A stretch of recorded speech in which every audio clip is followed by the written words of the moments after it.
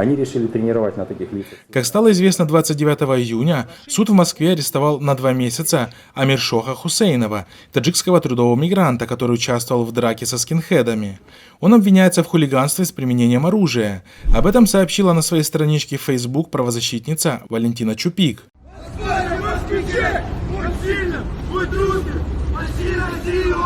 Напомним, 23 июня группа скинхедов шла по улице Толбухина в Москве, выкрикивая лозунги «Россия для русских, Москва для москвичей». Однако они были остановлены группой выходцев из Дагестана и стран Центральной Азии, вследствие чего произошла драка.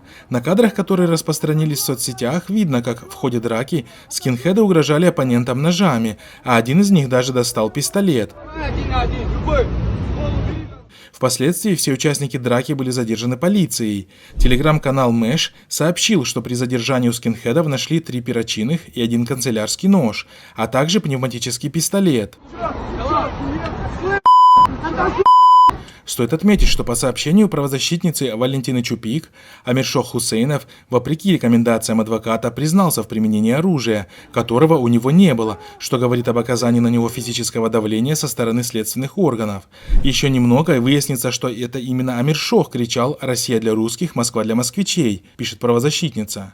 Примечательно, что суд не усмотрел в действиях вооруженных скинхедов совершенно ничего противозаконного и посчитал доводы следствия достаточными для применения в адрес выходца из Таджикистана меры пресечения, в то время как доводы стороны защиты выглядят весьма убедительными. Россия для русских, Москва для москвичей! Россия!